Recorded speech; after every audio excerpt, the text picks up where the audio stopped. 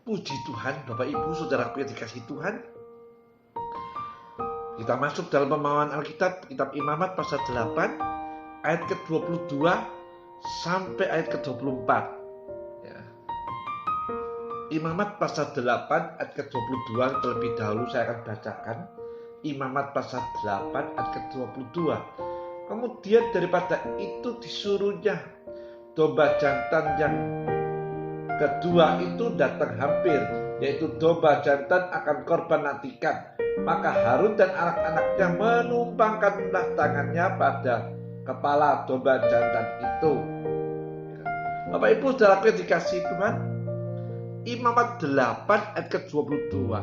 Harun dan anak-anaknya menumpangkan tangan ke atas kepala domba jantan yang akan disembelih. Untuk ditafiskan atau dilantik, ada pengorbanan lagi.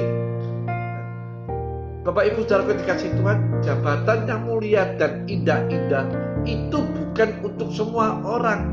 Lebih-lebih orang yang suka puji akan kagum dengan jabatan yang mulia-mulia dari Tuhan.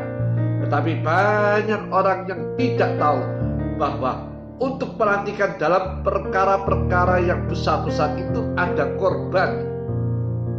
Saudara-saudariku, orang yang tidak mau korban, tidak mau sengsara karena Tuhan dan jabatannya, ia tidak akan dilantik di hadapan Tuhan.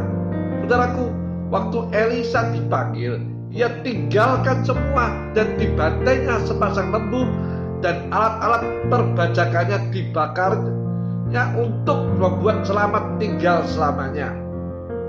1 Raja-Raja 19 ayat ke-20 sampai 21. Saudara-saudariku, seorang yang menerima pelayanan dari Tuhan rela mengorbankan apa saja demi pelayanan yang dianugerahkan Tuhan itu kepadanya. Segenap hidupnya diletakkan di atas mezbah Tuhan untuk pelayanan yang diberikan Tuhan atas bahunya. Juga Paulus dalam Kisah Rasul 20 ayat ke-24, Gehazi tidak mau korban, ia menipu dan mencuri, ia tidak menjadi apa-apa. Koras dan kawan-kawan tidak pernah dilantik. Saudara-saudariku, ini orang-orang yang suka akan kedudukan dan puji. Sebab itu mereka mencari, mereka menjadi iri melihat Musa, Harun dan anak-anaknya tidak ada korban dan mau menempati jabatan yang indah-indah dari Tuhan. Mereka merebut dan mati dalam pelayanannya yang singkat itu. Bilangan 16 ayat kedua sampai ketiga. Saudara-saudariku, untuk tiap jabatan yang Tuhan berikan selalu ada korban nantikan. Harus mau memberi korban, bukan kepada manusia tetapi kepada Allah. Masing-masing akan mendapatkan apa yang dimaksudkan oleh Allah dalam kehidupan, dan bahkan sesudah itu tetap selalu hidup di atas mezbah Tuhan. Kita akan lanjutkan membaca dalam Imamat 8 ayat ke-23 serta 24. Maka disembelikannya akan dia, lalu diambil Musa akan darahnya, dibubuhnya pada kuping telinga Harun yang kanan dan pada ibu tangannya kanan dan pada ibu kakinya kanan.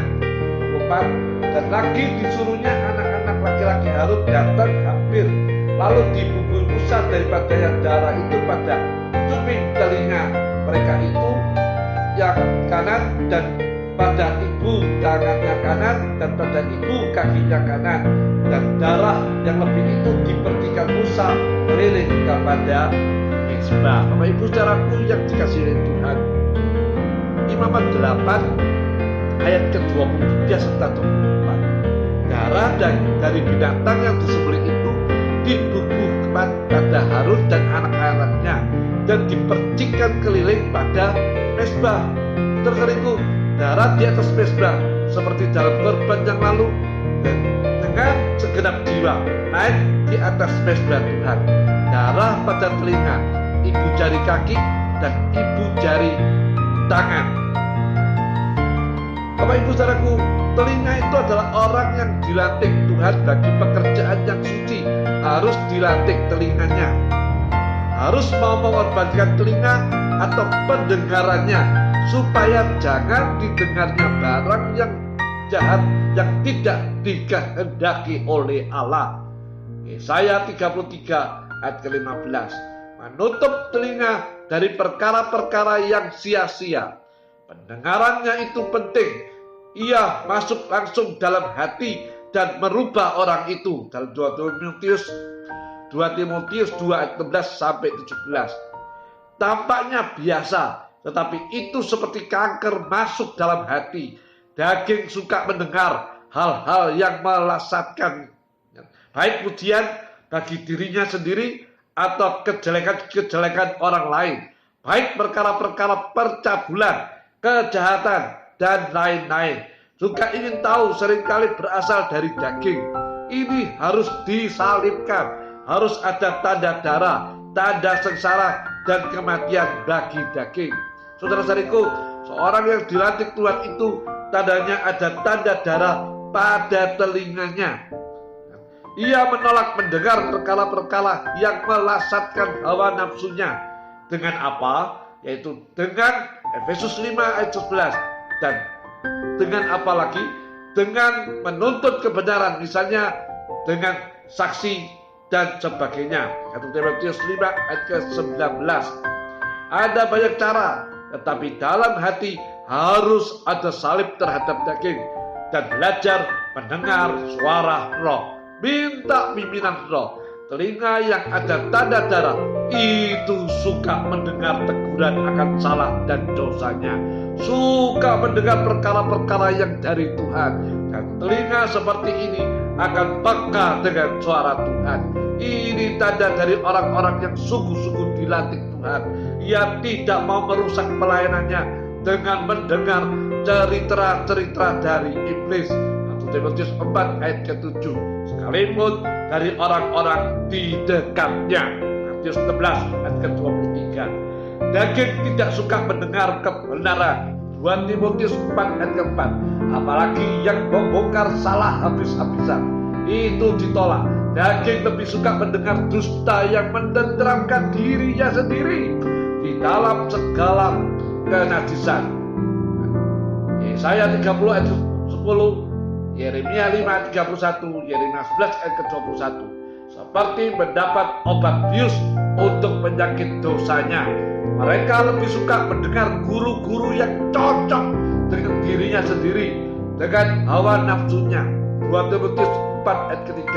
Seperti Ahab lalu mati. 1 Raja-Raja 22 ayat ke-8. Sekarang kita melihat tentang ibu jari. Tadi kita melihat tentang telinga, sekarang ibu jari. Ibu jari diberi tanda darah. Ibu jari perlu untuk memegang erat-erat, istimewa untuk menggenggam. Menggenggam apa? Amos 30 ayat ke-4. Angin, yaitu kuasa Roh Kudus, Yesaya 3 ayat ke-8. Siapa yang sudah mempunyai dan menggenggam angin, sudah seperti Tuhan Yesus dalam Yesaya 14 ayat ke-13. Sudah ia bangkit dari kematian, ia mencurahkan kuasa itu pada kita. Tidak semua orang dapat memegang angin. Mereka yang sudah bangkit dari hidup lama dan berjalan dalam kesucian, ia memegang angin. Kisah Rasul pasal 1 ayat ke-8. Ibu jari diberi tanda darah, disucikan dengan darah korban ini. Bapak Ibu saudaraku yang dikasihi Tuhan, tidak lagi menjawab perkara-perkara yang najis. Yesaya 52 ayat 11, 2 Korintus 6 ayat ke-17, Kolose 2 ayat ke-21. Biarlah orang-orang mati itu dikubur orang mati, sekalipun keluarga. Matius 8 ayat ke-22. Jangan ikut serta lagi dalam hal dunia dan dosa. Baru orang seperti ini mempunyai kuasa, dapat memegang kuasa Allah untuk melayani Tuhan. Peganglah pedang roh, Efesus 6 ayat 17. Selalu memegang kuasa Allah. Jangan ikut serta dengan rencana-rencana jahat, dengan perbuatan-perbuatan dosa. Jangan dijamak, jangan dipikirkan, supaya kita dapat memegang angin dalam pelayanan ini. Tanda-tanda ini juga pada kita. Belajar selalu pegang kuasa Allah. Bapak Ibu saudaraku sekalian yang dikasih Tuhan, kita akan masuk dalam ibu jari kaki. Jari-jari ini penting supaya berdiri dan berjalan teguh. Patung Nebukadnezar yang teguh itu jatuh dan hancur berantakan sebab kakinya dihancurkan oleh batu gunung itu. Dan 2 ayat 41 sampai 42 serta 45. Kita harus mempunyai pendirian yang teguh dalam dunia ini. Filipi 1 ayat 21. Jangan ikut-ikutan orang banyak dalam berdosa. Keluaran 23 ayat kedua. Pendirian yang teguh itu berdasarkan firman Tuhan yang kekal. Kolose 2 ayat ke-7. Hidup ini akan terbuyung-buyung ke sana sini kalau tidak mempunyai pendirian yang teguh dan panggilan atau beban tertentu. Saudara-saudariku, Nuh sekalipun dikelilingi segala macam tawaran, peristiwa, godaan, dan famili, tetap tiap hari pergi ke kapalnya dan ia selamat. Itu kita harus mempunyai pendirian dalam firman Tuhan, berjalan dengan Allah sekalipun dalam dunia. Kejadian 6 ayat ke-9.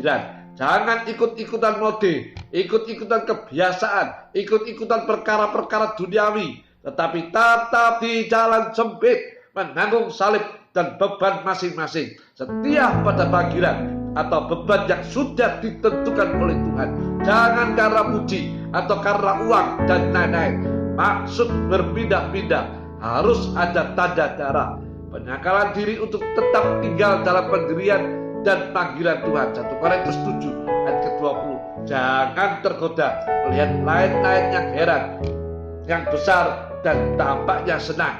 Belajar tahu beban Tuhan dan setiawan. Galatia 2 ayat ke-8 sampai 9. Bapak Ibu saudaraku yang dikasihi Tuhan, telinga mendengar suara yang dari Tuhan, jangan yang dicari daging. Ibu jari tangan, jangan menjamah yang najis, tetap suci dan pegang kuasa Allah. Ibu jari kaki, mempunyai pendirian yang teguh dalam firman Tuhan dan setia memikul beban Tuhan. Jangan pindah-pindah karena menuruti daging, kecuali karena Tuhan. Inilah tanda-tanda perhatikan dari Tuhan. Sampai di sini kita akan belajar kembali besok sore dalam Imamat pasal 8 ayat ke-25 sampai ayat ke-29. Terima kasih, Tuhan Yesus memberkati.